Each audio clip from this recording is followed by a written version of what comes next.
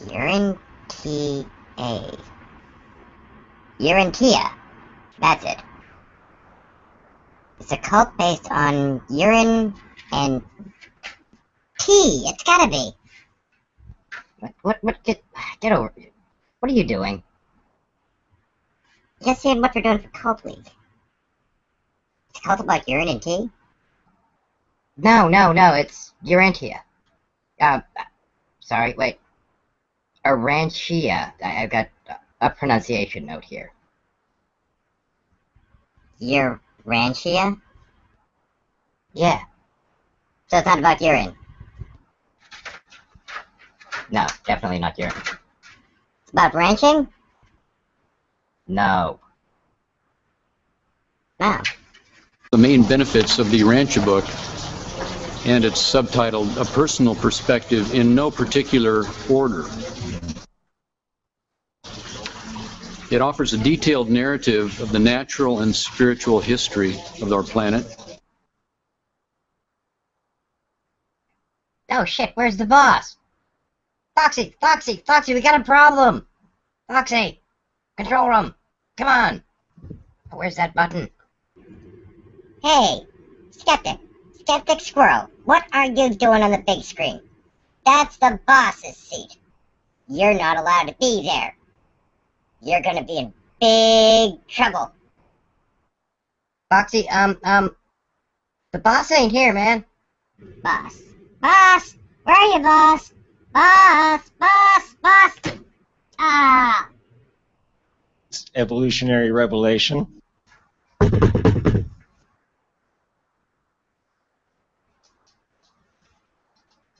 Hi.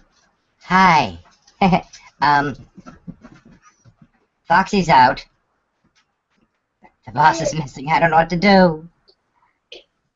This is so not good. I've got a couple clips. I got sent a video by some guy talking, and it says she's called Gretchen. Hey, she's a squirrel. Yeah. I'll contact her. Maybe. Yeah. I'll ask if she can help. That the plan was for Adam and Eve to procreate, and their children would have children, and their children's children would have children, and they would get up to about 500,000 descendants.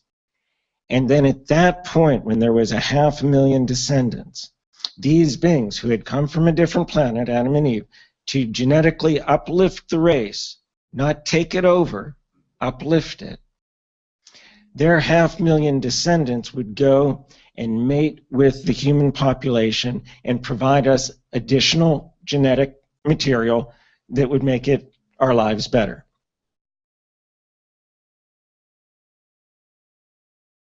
Okay, there we go. Okay, let me just hit the button here and I'll call her up. Okay. Are you there yet? Hello? This damn Wi-Fi sucks. Hello, Gretchen? Yeah, hi. Oh, hi. You sound like a great squirrel. Hang on, let me put you on camera. Give me a second. Okay, here we go. I got a couple screen regions. I go in for the video clips. And I've got... Hey! Yeah? You're not a squirrel! What's going on here? Well, my squirrel is named Gretchen. Oh, so are you the one who sent the clip, or is the... and I did my hair and everything. Oh, man. I'm sorry to disappoint you. Well, Gretchen, we got a big problem. The boss is missing. Oh, he no? has notes here, and apparently there was like 5 or 6 videos. Yeah? And he said that, well, I guess these, Urantia people can't say anything in less than an hour. Probably so. I bet that is the case, yes. It's a little bit of a problem for us here, I guess. I think the boss passed out from all the channeling weirdness. Oh, they're channeling. Yeah, I could understand that, yes.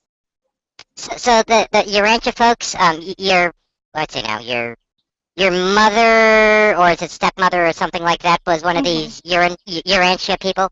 Yeah, she was in the Urantia book, definitely. And there's thousands of pages. The book is big and blue, and yeah, thousands of pages. They definitely take a long time to say anything, for sure. Well, there's this guy over here that we have some clips from. Let me see if I can get over. Let's see now. Where's the right screen? I got so many screens over here. I got to do everything here. The control room, it's so much easier, but it's a mess down here. Hang on. There we go. The main benefits of the Urantia book, and it's subtitled A Personal Perspective in No Particular Order. It offers a detailed narrative of the natural and spiritual history of our planet. It's evolutionary. Oh, stop. There we go. Okay, well, let me get this junk off the screen. Hang on. It's still a mess here. I got to figure out the sort this stuff. Let me move this screen. No, it's not going to do that. It just hates me. Okay. I'm going to have to get you over, and let's see if I can rearrange this, because I still want you on the screen. Hang on. We got a big mess down here. Let's see now. So maybe I could be a bit of a translator to what he was trying to say, sort of, like a Urantia translator, and condenser. Well, I hope you could be a little bit. I mean, this guy doesn't say much. He just says, well, it gives us the answers to this, and that's pretty much it. He just says, we give you the answers, but he doesn't tell you what they are. Okay. Apparently, the whole thing with the universe, I've got notes here. Urantia is Earth, or Urantia. Right. Now, if Earth's a ranch, do they believe that we're like food for the aliens? I don't think that's the story, no. That'd be so much cooler. I think I read that one. Yeah, that's like a different one, but that's just... Man, I get that confused. Yeah, it's just that it sounds similar, but it's translated from another language, so of course it's going to sound strange to us, I'm sure. Yeah, they got different words for everything. Yeah. It's like cult speak or something. Yes, it's a total language, and yeah. Okay, so they believe that Adam and Eve were kind of like the master race sent here to give us some of our genetics. Okay, well, there wasn't just one Adam and Eve. There were several, and they were like all strewn throughout the world, and they were put on the planet to help populate. And then once they reached a certain number of inhabitants, I don't remember what the number was, then they were supposed to intermingle their DNA with the others to not create a new race, but kind of like to bring it forth further through evolution, I guess you could say. Okay, so is this where it gets kinky or creepy? Probably both at the same time. But, you know, when I was a child, I learned this all. It was kept pretty PG for me, so I never got any of those little tidbits of birds and bees information. So... You know, I gotta say this now. I didn't mean any defense with the "oh darn, you're not a squirrel" thing. But, no, not at all. Yeah. I mean, I don't tend to go interspecies, but apparently these people do. I think, yeah, that's part of it. I'm very squirrel friendly, so I'm glad that you're still comfortable with me. But yeah. I gotta do something. The boss is still out. I don't know where he is. Yeah, it's basically like angels or aliens. So instead of having the guys that they used to be drawn in, like during medieval times, because we're more capable now of accepting the idea of an alien, that's why it's that way. But basically, that's the same idea of who they were. Okay, and later there's a clip about Jesus, so we'll leave Jesus out of this, but apparently he's one of... Is this another one that thinks Jesus is an alien? Oh, wait, no, we can get to that. He's like the prince of... He's kind of he got to be the ruler of this planet by coming down here, and it was like a mission, but it was sort of a strange way to achieve the level that he was given to be able to provide the information needed for this group of his children. So, and they have another name for him too, and believe that it's through a different lineage. So. Wait! I think I know. Is it the artist or savior formerly known as Jesus? Something like that. And there's Melchizedek thrown in there, but it has, you know, different. And Michael, he's actually Michael. But yeah, you've definitely got the right idea with that. with Michael, we're talking the archangel, right? Yeah, but then it's a different guy now because it's not the biblical one. Because that, of course, was given at that time, and so the people at that time who understood it within their culture were more sophisticated, so we can understand it differently now. We can get more information. Okay. Dude, you're fucked. Okay, that's good to know. That's good to know. Okay. This guy teaches classes apparently. That's the Yeah. whole deal with him. And he's really kind of interesting, but he doesn't say much. He seems really prompted. Well, okay. Oh, there's little people. Hi, little people. Anyway. Yeah. I'm sorry, we're really going with a shoestring That's today because the fine. boss is having issues. I got it. No problem. So, In any case, okay, this Melchizedek, if I understand, he's actually a character of the Bible that, like, Saul or somebody has lunch with her, or is it Abraham? It's Abraham, yeah. But there was a priesthood of, like the head priest was Melchizedek, but in the Urantia book, it's a whole other different plethora of varieties of kind of like how but it's sort of like regiments of kind of like how things are divided up into militaries, so that each different section and squadron and sector are divided amongst all these different particular aliens who are really angels, I guess, kind of more in the way that we would kind of understand it traditionally. I'm really confused. So, according to this, though, the universe is broken into sectors, and the sectors are broken into sectors, and the sectors are broken into sectors, and it gets bigger and bigger and bigger and bigger and bigger. Right. And oh boy, what a mess. Yeah, so and they're concentric circles too. They're in concentric circles, all going toward like heaven at the middle. Oh, there's the door. Hang on. I don't know if you heard that or not. Hang on. With like paradise in the center. Like the emanating creative force of all paradise being at the center.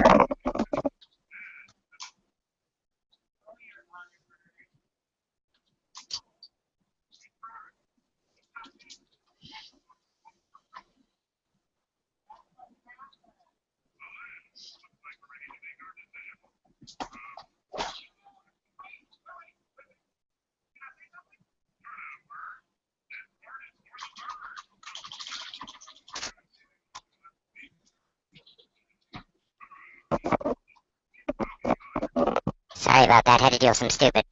Okay. So yeah, somebody knocked at the door. Something about an alarm or something. I don't know. Ah, okay. Not my problem. That's the boss's deal. All right. Stupid. Ridiculous people. I don't know. I don't know. Maybe somehow Urantia channeled Melchizedek into. I don't know, but they knocked and they annoyed me. There you Sorry go. about that. That's okay. Anyway, so you broke my stride a little bit there, darn rude people. This is what happens when you're going live, and I want the boss to come back.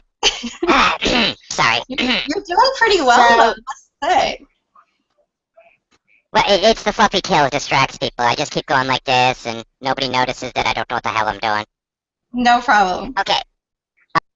So this Melchizedek was the person that taught the guys from the Bible, and there's some secret society that goes around that they're, are they immortal or something, like most of these weird alien things? Yeah, like any angel would be, I guess, but, yeah, the angels are aliens, so the aliens are immortal. I'm so confused. Yeah. I think that's pretty much you got it, actually. But humans aren't, because we don't reincarnate, but other beings, they do. So, that's discrimination. Okay, there's one other thing in the notes here. Quarantine. Are we quarantined? Yes, we're quarantined. Maybe squirrels do, though. I don't know about that. But there was a quarantine against Lucifer because of the Lucifer rebellion, and there was a time where there was complete protection given to us, so that there's no malevolent alien angel-y thing. Wait. The Lucifer rebellion? Yeah. The Lie song's about? Okay, yeah, see, that's the thing. Like, you know how some, different faiths and religions have, like, God and the devil, or Lucifer or Satan or whomever. So Yeah. they have a description of a Lucifer rebellion that happened, but we are protected from it so that there's no malevolent alien angel that could harm us. It used to happen, but no longer, and we're protected. So yeah, that's part of, I believe, the reason for the quarantine, if I remember correctly. But yeah. So this is tied into this weird Lucifer project weirdness thing that like spirit science and the New Agers are talking about. Probably, but they don't consider themselves part of the same lineage. Like, they don't think of themselves as part of, like, Theosophy from Madame Blavatsky or Edgar Cayce or anything like that, or any of the Kriya yogas, like from Paramahansa Yogananda or Yogi Bhajan, none of those. So they consider themselves a completely different group. They don't take from a lot of things like astrology or anything like that. Just the channeling thing. Right, but it's only theirs, not anybody else. It was just a few people that were allowed to channel at first, right? Well, yeah, the papers materialized and were given to this one person who's supposed to be never identified themselves, and so it's an unknown individual. And then it was like over 20 years, I think it was. Yeah, all these different papers just right. There they are. Right, yeah. But they wake up and that was it. But it says they had channeling. Did that come after the papers, or during the papers, or on the papers? With a typewriter. With a typewriter. If I remember right, but I could be wrong. I don't know. That's weird. Yeah. But everyone can channel now. Well, yeah. And this means that whatever transcendent information they might have thought that they were getting is now diffused through 1,000 stupid wingnuts that are insisting that they're channel gods that are always contradicting with each other, but the gods aren't gods because they're aliens, because there's only one God, because that God is not actually the same as Jesus, but it's a... What are these people talking about? Got it.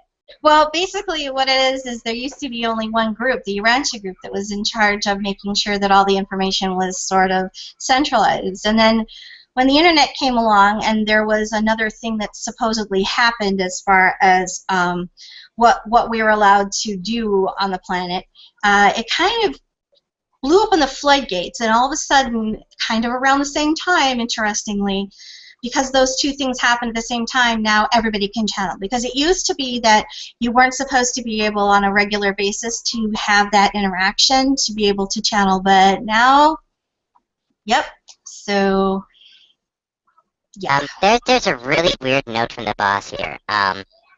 It says that when you're channeling, most of the things you come across are trickster spirits, and they're just there to try and fuck with you.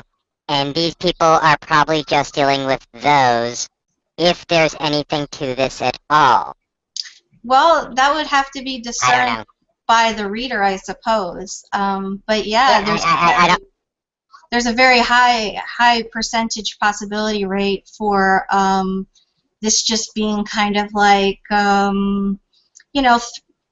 playing in a, what's that word, where people are, when they gamble at a casino. Yeah, this could be like channeling for them could be like, we are their casino game, and they're just kind of messing around. Oh wait, I found the point. I found the point that he was getting to. Okay. The point is apparently that if there's something to this, screwing around with this stuff for too much makes you completely lose track of reality after a while. Okay. It can most definitely. But there are some pretty good grounded ideas as far as things that they teach in terms of interpersonal relationships and being kind to people, all those things that you would think would be engendered by a positive life force, so stuff it's like that. Kind of one of those groups that, well, they may have, they go and they give you, like, bless you, they give you, like, decent information, weird stuff. Yeah, it's kind of like a jelly roll. You got that little kernel in the center, that one spot, and then the rest is just a bunch of, soft and squishy in the middle. There you go. So, okay. You know, but it works for let's get them as a form of theology. So forever, whatever it does somehow makes sense to them. And they do have kind of, we've got the secrets sort of an idea going on, kind of like a Gnostic kind of a deal. Because a lot of the stories... wait. Oh, go ahead. Not the secret, but the sacred knowledge thing. Yes, Okay. yes. Gnostic, yes. Like, we have the secret knowledge, the one that was not really taught the first time.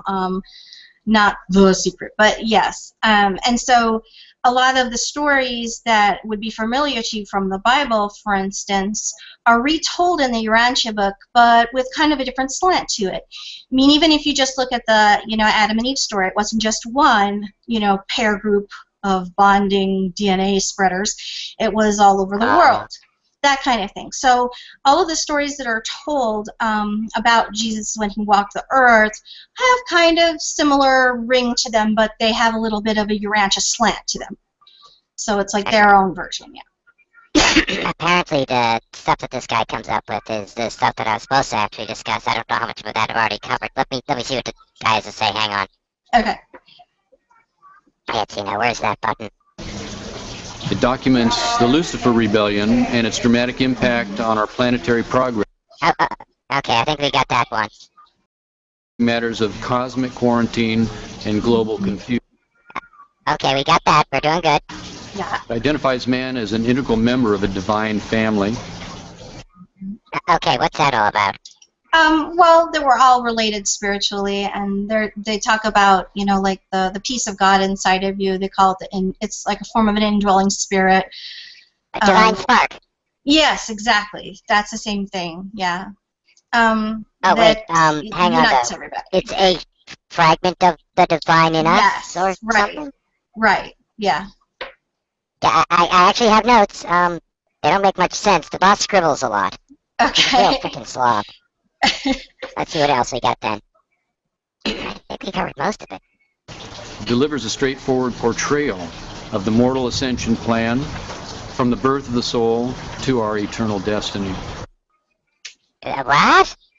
That you're going to be spending time after you leave this planet on other worlds, and you're going to be going through different types of schooling. And when you leave this planet, basically you go through a life review, and you get to see, what you did and how you help people or harm people, and you learn from it. And then So wait.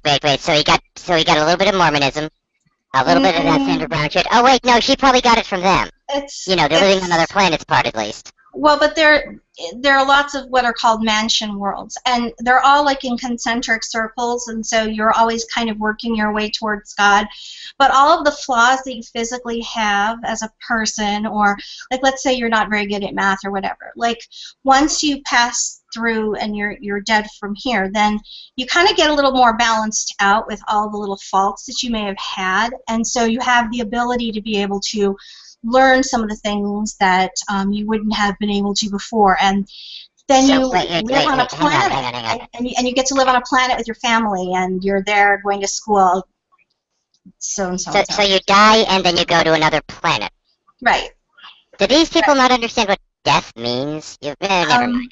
It's like death from this world, but you're not going to be in like a same physical corporal body again. You're going to be in like a glorified or light body of some kind, and but not reincarnation. Nope, not reincarnation, and it's a different planet. And there's a thing about when you have children that to fulfill your mission that you have to have had both female and male children. I don't know what they're going to do with me if I go to there because I've only had boys, so somehow I have no idea. There are also planets that are called nursery planets that take care of babies who died shortly, like before they could, do anything spiritually, and they have like parents that take care of them, kind of like how an orphanage would be. There are planets for all sorts of things, and they all work together.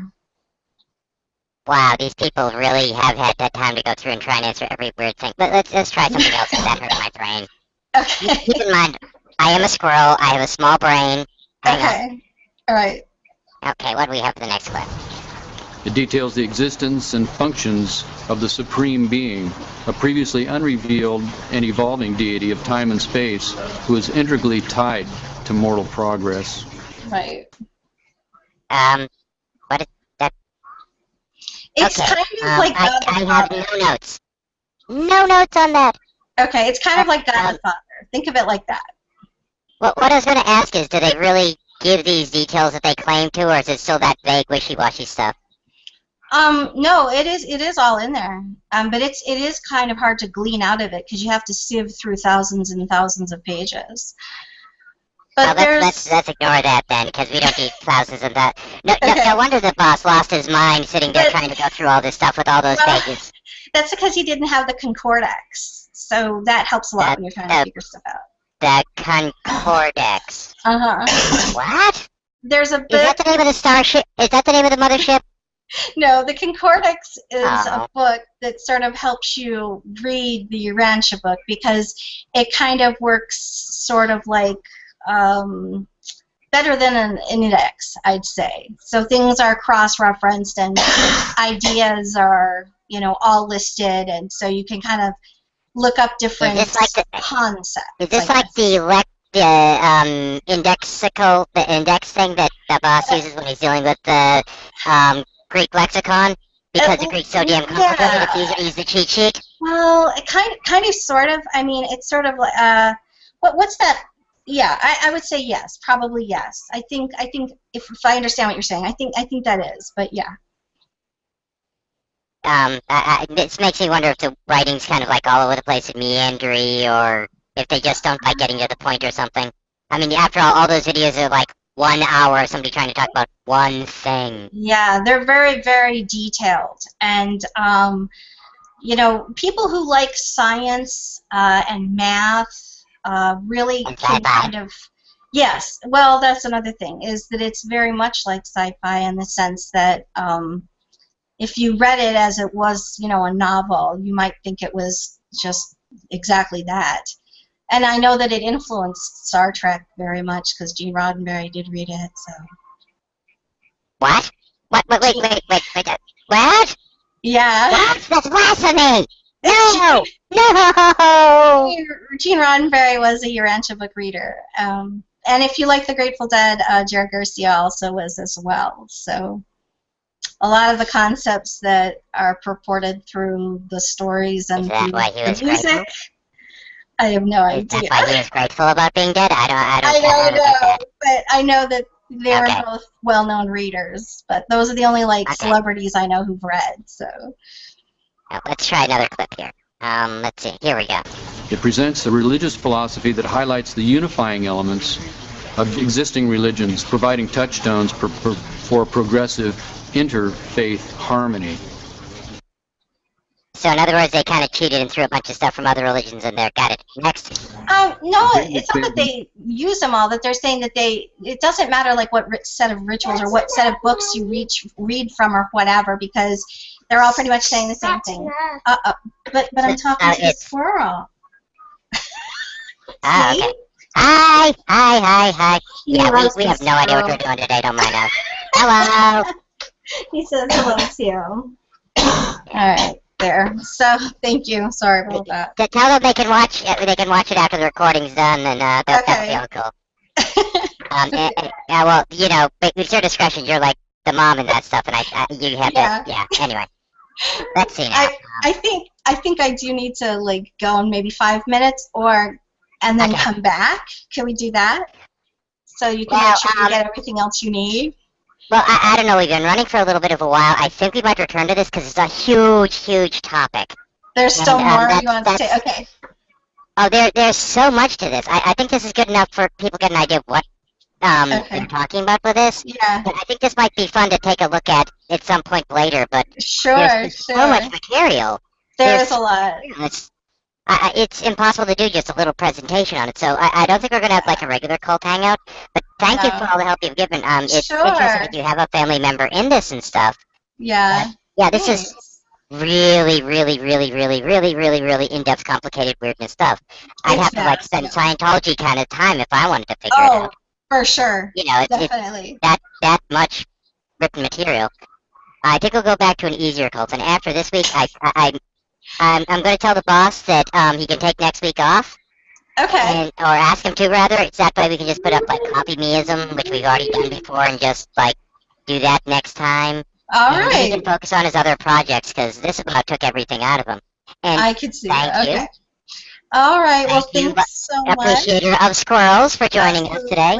Squirrel to squirrel, much appreciated. And to the people that viewed, thank you very much. And we'll deal with these weirdos again, potentially at some later date. But wow, there's too much. And I'm going to, hang on. I just got a message from Fundy the Fox. And he says, ha ha ha, you idiot, you thought it was a real squirrel. And by the way, the boss says he's coming to work and he's going to kill you. Anyway, I'm going to cut the broadcast now. I'll talk to you later. Bye.